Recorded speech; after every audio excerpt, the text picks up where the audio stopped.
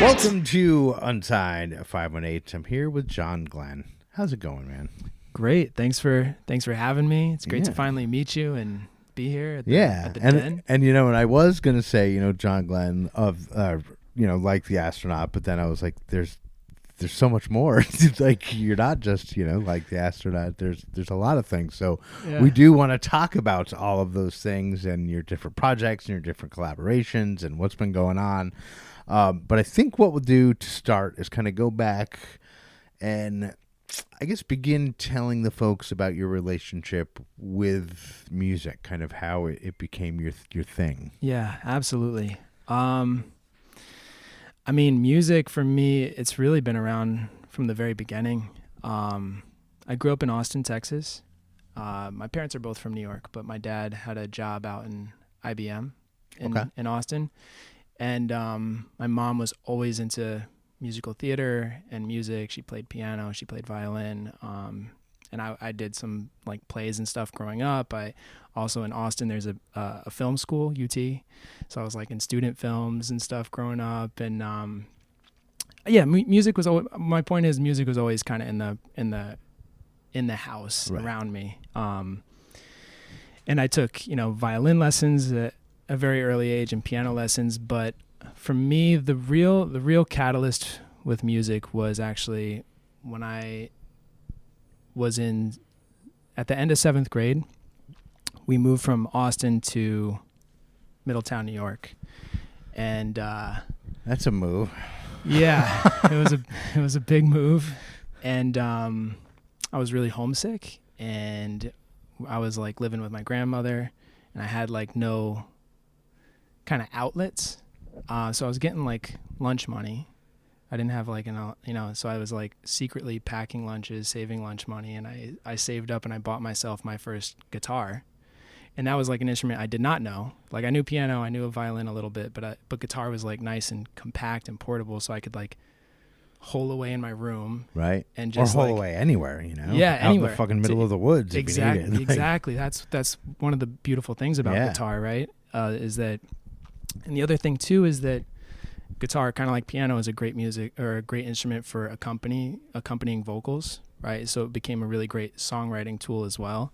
So I'd sit in my room for hours and just come up with songs And were you like kind of a vocalist first? I mean, because you've definitely got like, I'm assuming, a trained voice, or were you just naturally? Can you just naturally sing that well? Well, so I guess there was some training, like because my mom was into musical theater, right? But it like I had done like some chorus and some musical theater stuff, but then like kind of a lot of that dropped off, and then I like almost like I started singing on my own way and playing guitar and taught myself guitar, and it was all from ear initially. And in fact, like when I first tuned a guitar, I tuned it wrong. I tuned it into some kind of open chord, and I would play with my thumb, and just like fucking Johnny Resnick. I don't know if you knew that. The guy, the dude from Goo Goo Dolls, like has a tuning that like technically doesn't exist. It's like not a real tuning, but it's the way he tuned it because he had no fucking frame of reference, and he still has a lot of songs with this bizarre tuning that he came up with when he was a kid. It's funny, I didn't know who at first, but I remember seeing a documentary about Goo Goo Dolls and that song Iris. Yeah. That one specifically is a nonsensical tuning. And I was like, oh, that's an open tuning, and then there's like that mandolin. That's a beautiful song. Yeah. And it's cool when because I've like fucked around with it. Like my main instrument before I switched to bass, I play bass now, but was acoustic guitar. So like I've been playing acoustic for like 30 years, and like that song is one of those that when you play it, you're like, holy fuck, that sounds like, like that tuning is so bizarre. In anything that you do, if you play that tuning and try to do a normal chord, it sounds like garbage. But when you play that Iris chord, you're like, holy shit, that's fucking beautiful. Yeah. Like, it's wild. So like that's a very creative way of doing it, to just be like, I'm tuning it the way I want. Yeah. And it took my friend Eric. He was like, what are you doing, bro? You're like, I'm being a fucking artist. He taught me how to tune it, properly. Right. And then the first song I ever learned was Sweater Song by Weezer, which I don't know if you know how to play it. Sure, But absolutely, you 100%. you move one finger and then Yeah. you slide it up and then you slide it back. It's actually probably the perfect song to learn for a beginner guitarist. So I learned that song and then kept writing music. And I remember this was a time when like AOL Instant Messenger was really popular, and I recorded like this really awful high school like emotional breakup song, and I sent it to like a few friends on AOL Instant Messenger, and like they started being like, "Whoa, dude, this is really good," and and they would share it, and it kind of evolved from that. And then actually Eric and I we started a band in high school, and we ended up like kind of. This was out in Middletown area, so this was near like the Poughkeepsie Chance. Are you familiar with like the Chance complex? I mean, a little bit, but mostly like through my wife, like because she went to school at Marist. Oh, okay. And like down there, so she knows that area very well. And I've heard her talk about the Chance like a bunch. Like, she listened to it. You grew up on like emo music. Yeah. And like used to see a lot of shit there. And like, so I've never been myself, but when you say the Chance, I know what you're talking about because of my wife. It was definitely like the emo music mecca building of that area. And we ended up playing a lot of shows as a high school band, opening up for like some of the emo bands that would be coming in. Like we opened for Paramore and oh man, I'm drawing a blank, but like My American Heart and a lot of those bands that were coming through town. And that band, we ended up kind of going to school together in Oneonta, and we kept playing music together. And we changed the name to The City Never Sleeps. And when we graduated from Oneonta together, we were kind of like, well, now what? Right. we want to keep playing music, right? Like, so we had a few friends that were going to school out in St. Rose in Albany, and Eric R.I.P. and I, yeah, R.I.P. St. Rose, yeah. And we were like, let's move out to Albany and let's like just do the band thing, like just really go for it. So we moved to Albany, and then when we first arrived here in the area, we were like, okay, well, how do we like get any kind of traction? And we created a open mic tour. We just looked up all the open mics in the area, and we just went to all of them, and we're just playing open mics. That's how we started.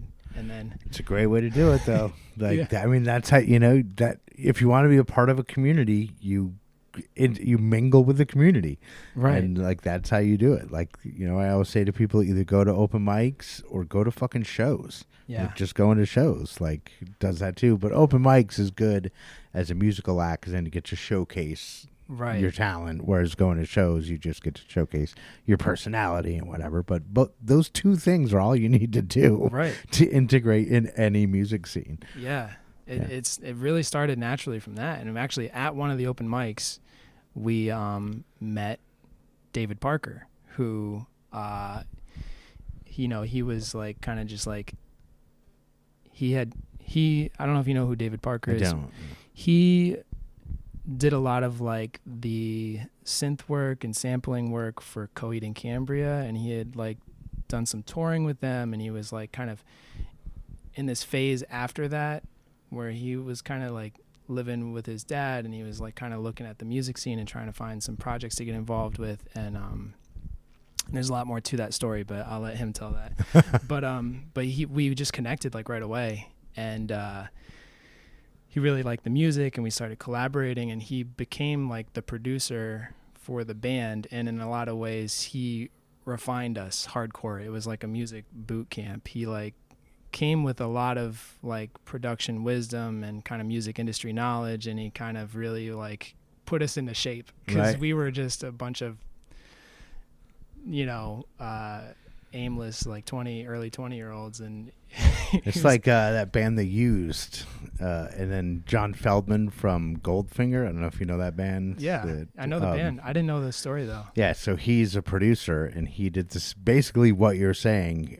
He did with that band They Used. They were like 20-year-old kids out of some town, a city in Utah, I think Orem or whatever, and he like flew them out to L.A. and fucking whipped them into shape, and kind of gave them the fucking boot camp of here, this business will chew you up and spit you out, so here's what you need to armor yourself. And then he produced their first album, and like, they're still making music 25 years later. So that's awesome. I didn't actually know that story, but it makes a lot of sense. Yeah, because they kind of seem to come out of nowhere. They literally did. Yeah, and he like made like he didn't put them together. They were a band, like they had recorded demos and shit or whatever. But he was their producer, and he fucking whipped him into shape, and was kind of like, this is the shit that'll happen. That first really popular album of theirs with like Taste of Ink on it. Yep. It Maybe has Memories, this amazing like emotional rawness with incredible production. Yeah. Which is kind of this perfect. It's all like, that's all Feldman, because like their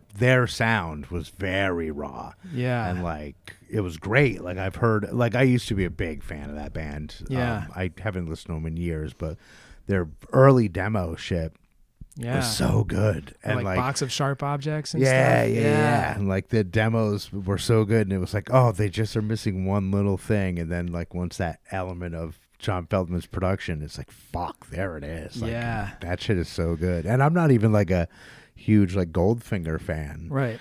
But like as a producer, that dude is just unreal. It kind of, because I mean, Goldfinger had a lot of like wind instruments. Too. And if you're able to mix all those, that's true. Those wind instruments with the guitars, like, that's incredibly challenging. Yeah, I didn't realize that was so hard. Because you have a lot of competing frequencies, right? Yeah, because we have a trumpet player in our band. Yeah. And like when we were recording the album, like that was like the first time that it was ever brought to my attention that like, oh, a trumpet's fucking hard to mix. And I was kind of like, why? Yeah. And like, made like TJ, the guy, Foster, who produced the album, I like kind of was like, why? Like, I don't understand. And I still don't understand, but...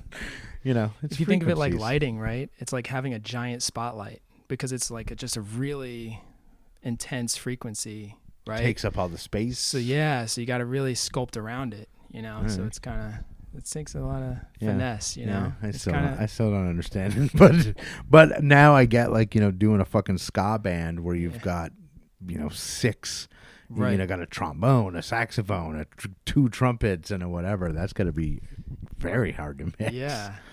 And so this is like, really, he was whipped into really great production shape, and then he found this band. And he was like, because I know he did all the Goldfinger shit. Like, it's a very similar story. He came to us with just this incredible production knowledge, and the first like EPs, it's almost laughable how little we had and how great like those like songs kind of came together. Because I mean, we were like literally, I think we had like 2 laptops, because we didn't have enough inputs for our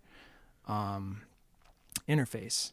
So we like had chained 2 laptops together and had 2, like when we were trying to track drums, we were like putting 2 into this one computer and 2 into this other computer and trying to like sync them up afterwards. And it was just like, it was so quirky, but it worked. And he just was really, I mean, he's really like a genius producer, David Parker is. And he now works at Over It, and he's been doing some stuff with like Prize Fighter Inferno. And he worked on all of the City Never Sleeps EP, all of the Stellar Young albums except for one that we did with the Dark Honey Boys. Oh, all right. We did that with like Dan and Jimmy, who are also incredible musicians and great producers. Shout out to them as well.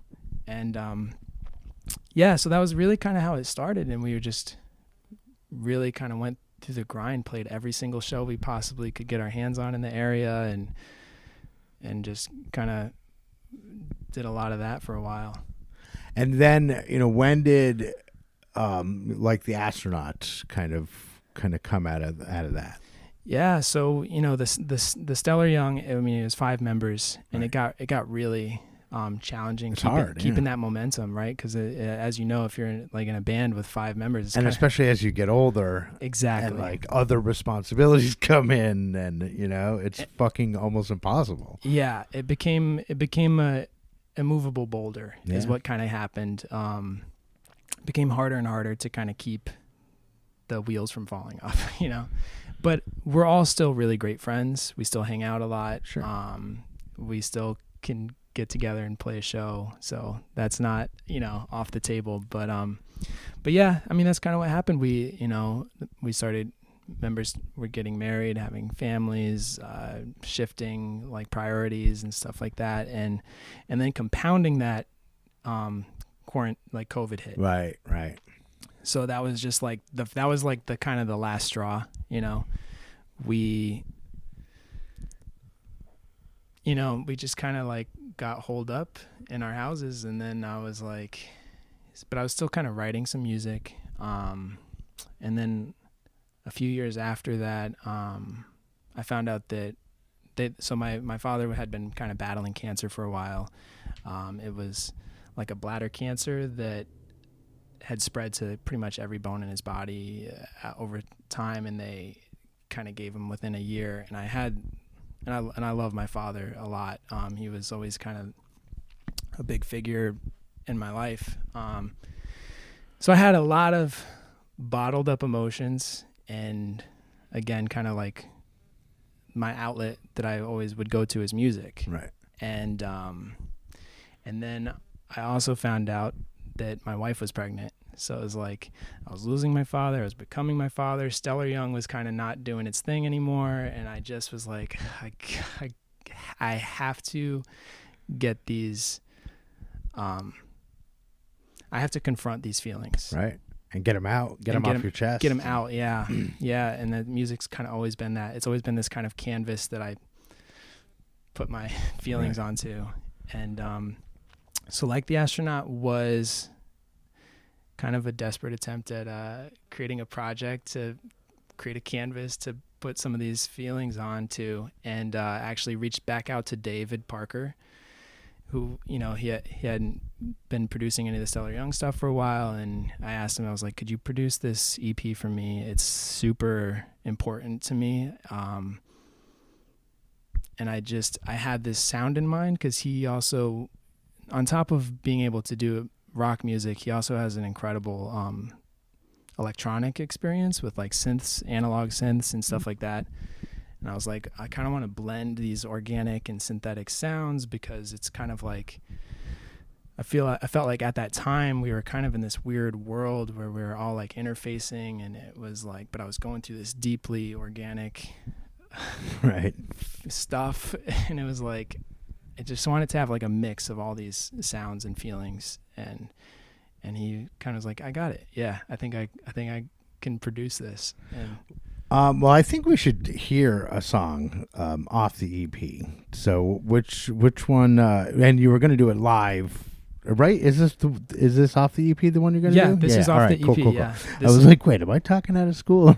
But you are going to do it live, not on the. We're not going to hear the album version. We're going to hear it live here in the studio, just you and an acoustic guitar. So, what's the first song you're going to play? So the first song I'll play, it's called A Part, and it's off the EP, and it's really about that moment in time where I was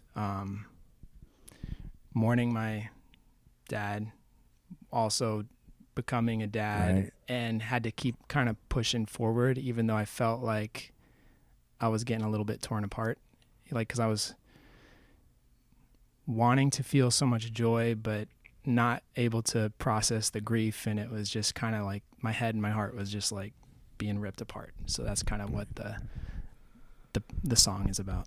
All right, well, cool. Well, let's listen to John performing a part here live in the Dazzle Den, and then we'll be right back.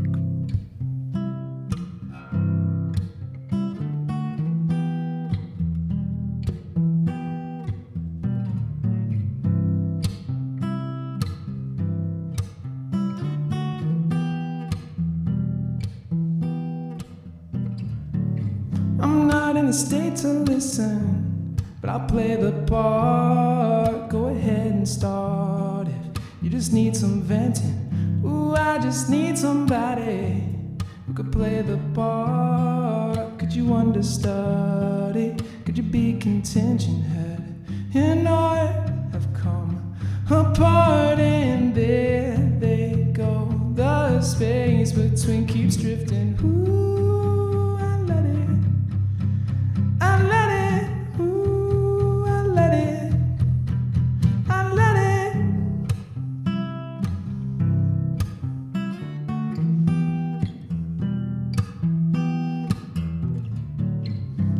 I'm not the one you're missing, but I could play the part. Go ahead and hold me. There's love in your sadness. Ooh, I just need somebody who could play the part. Could you understudy? Could you use attention head? And I have come apart, and there they go. The space between keeps drifting. Ooh, I let it. I let it. Ooh, I let it. I let it. And I have come apart, and there they go. The space between keeps drifting. Ooh, I let it. I let it. Ooh, I let it. I let it. All right, that was a part. John Glenn live here in the Dazzle Den from the Like the Astronaut EP. And I love, before we move on, the Like the Astronaut moniker, because, I'm sure every time you're like, oh, my name is John Glenn, people are always like, oh, like the Astronaut? You're like, yeah, motherfuckers. So, but anyway, not only do you have Like the Astronaut, but you've got tons of collaborations that you've been doing, stuff with Cam and other artists in the area. But let's talk about one in particular, Dayburn. Yeah, Dayburn. This is the latest project I've been working on, and again, it feels like this kind of like moment where it just felt like fate in a way. I had been doing the Like the Astronaut EP and recording these songs and going out and performing these songs, and a friend from Oneonta reached out, and he says like, dude, I haven't seen you in like 15 years or something like that. I have this music that I really want to have vocals put onto. Would you be interested in checking it out? I was like, yeah, I'll check it out, man. Absolutely. And I put this track on, and it was huge. It felt cinematic and big and profound. And I was like, this is speaking to me. Right. This is some cool stuff.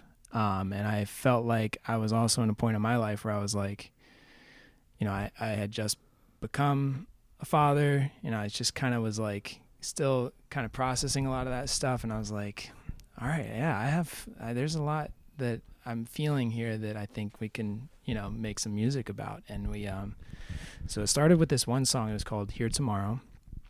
And we were not really sure what to do with it. We just really liked it. We were pumped on it. We didn't know what to do with it. He saw these like submissions for compilation emo diaries through a record label called Deep Elm Records, and he submitted the song to Deep Elm, and the owner wrote back. His name is John Zuch. He wrote back, he's like, this is awesome. Do you guys have more music? And we kind of like, we're like, no, we don't. Right. But we'll work on it, right? So we kind of went back into this like writing mode. I had a few things that were still kind of kicking around that I hadn't recorded or released. He had a few ideas, and we would record a song. I would record my vocals. He would mix it, and we would send it over to Deep Elm. And like this happened over and over again. We ended up, it went from one song to like 5 songs to 6 songs, and then eventually 12 songs. And we had enough material for like a full album. Right. And they actually asked if we would sign to the label. We said yeah, because it's a really cool independent label. They're very like they kind of really give the artists a lot of space to kind of do what they need to do. And we were just like, this sounds awesome. Let's just go for it. And then the idea was to break it actually up into 2 EPs. So there's a part 1 and a part 2. And by the time everybody hears our episode, both part 1 and part 2 will be out. I am so excited for this music. I mean, I think some of these songs are just really some of the best, most just like huge cinematic, like rock songs. It's just so much fun. So, yeah. Well, cool. Well, I'll link in the show notes here. I'll link to the Spotify page of like the Astronaut and Dayburn, so that people can find it. Because like you said, by the time this comes out, they'll both be out in the open to be listened to. But you were gonna do a song, another one here in the studio, and this is gonna be the one from one of the Dayburn releases, right? Yeah. So the song is called Everything After. It's from part 1 of Hollow Sounds, so it's Hollow Sounds part 1, Hollow Sounds part 2. Cool. And then this is obviously a stripped down version of it that you're going to do here. Right. Now. This will be the acoustic. Yeah, I'll just play it on the acoustic. All right, cool. And what was the name of the song again? Everything After. Everything After. All right, well, let's hear Everything After. It's a Dayburn song from John Glenn live here in the Dazzle Den, and they'll be right back to wrap it up.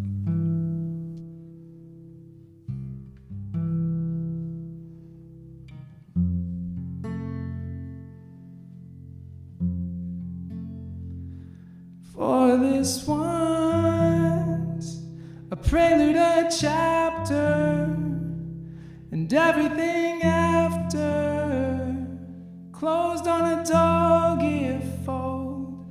I'm the strum, make me your rhythm, I'll be your atmosphere. Let's get the hell out of here. The break, the bone, the lovely home, the atrophy, the ache you sold, the mending cracks, the way you roam as I remain right here. I've become the scratch of a kiss, the dig in my rib cage that lifted me in the air. I've become the warmth and the chill, the voice in the darkness that slowed my heartbeat down. The break, the bone, the lovely home, the atrophy, the ache you sold, the mending cracks, the way you roam as I remain right here. We made a family, made something bigger than ourselves, and we become the ones who are no longer here. I've become the warmth of the chest, the words of our story I hear with my ear pressed down. I've become the tap on the wheel, the song in the speakers, the warmth of a broken heart, the break, the bone, the lovely home, the atrophy, the ache you sold, the mending cracks, the way you roam as I remain right here. We made a family, made something bigger than ourselves, and we become the ones who are no longer here. We made a family, made something bigger than ourselves, and we become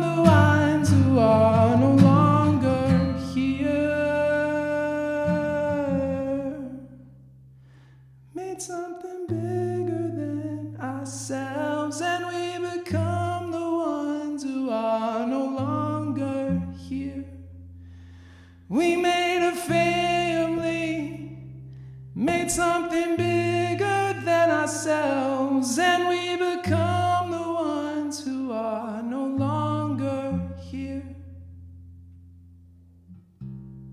All right, that was Everything After. It's a Dayburn song performed live here in the Dazzle Den by John Glenn. And John, thank you so much for taking time out of your day for coming up here and doing this. I really, truly appreciate it. And before we go, I want to give you a chance to say your gratitude. So microphone is all yours. Awesome. Well, thank you for having me. No problem. Of course. I want to shout out to John Luby, the other half of Dayburn. He's been a huge collaborator on this latest project, and just want to definitely shout him out. Shout out to my wife, my daughter. Shout out to all the boys from Stellar Young. I love you guys. You're forever my brothers. Shout out to Camtron5000 and Merc.